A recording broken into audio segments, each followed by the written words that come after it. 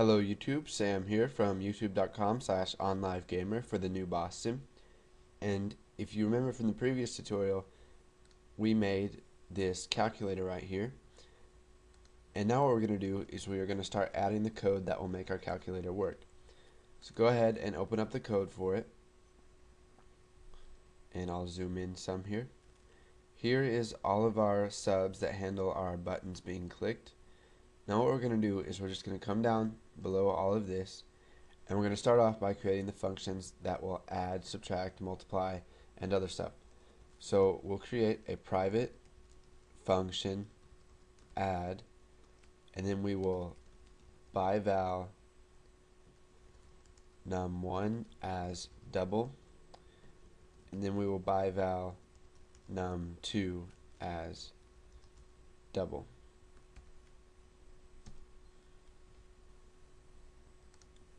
So now what we're going to do is we need to return a value. So we will just return num1 plus num2. Now we'll go ahead and create that for subtract. So we'll start off with private function subtract, and we will bival num1 as double and num2 as double.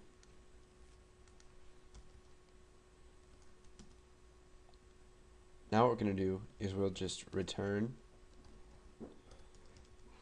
num1 minus num2. Now we will create another function for dividing. So private function divide,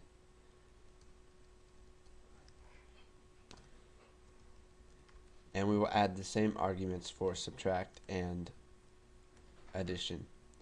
So we'll just copy this and paste it right here. And now what we're going to do is we're going to return num1 divided by num2. Now we'll create this for multiply. So private function multiply, and then we're going to have the same arguments as up here.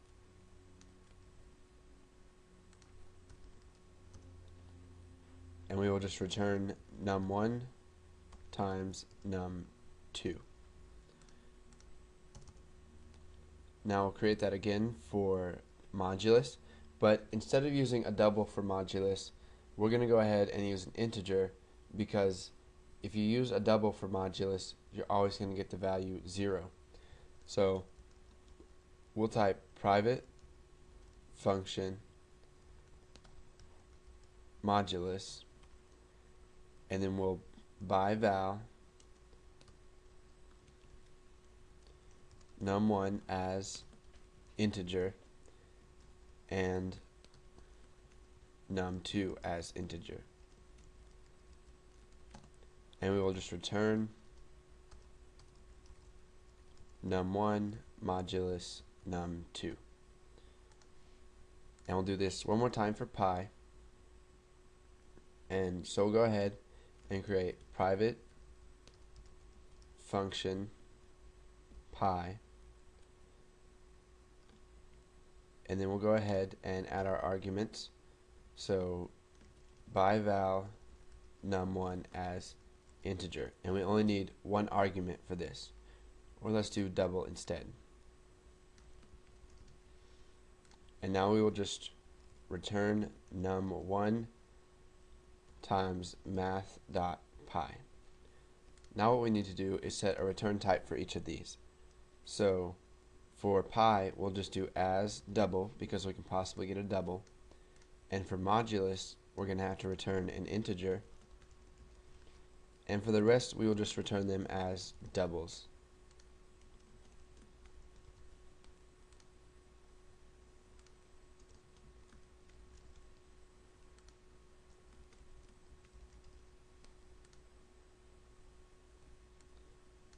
Okay, so now what we'll do is we'll go ahead and come to our button add click sub, and we're going to add the two numbers that are in the text box.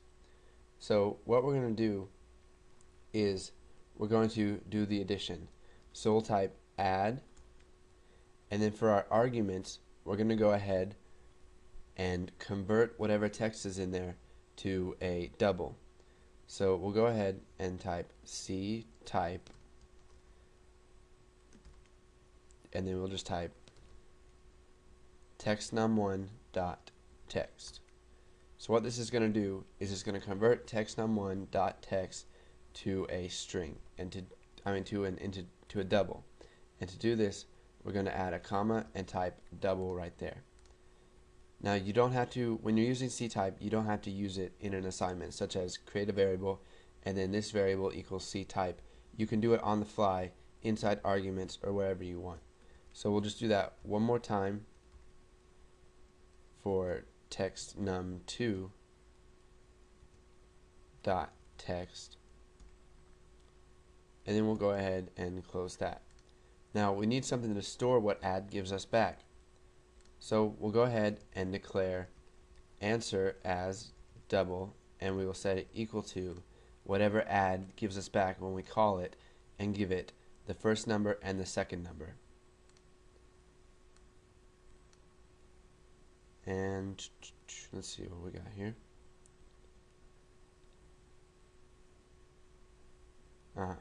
We need to convert this to a double. Okay, so go ahead and try this.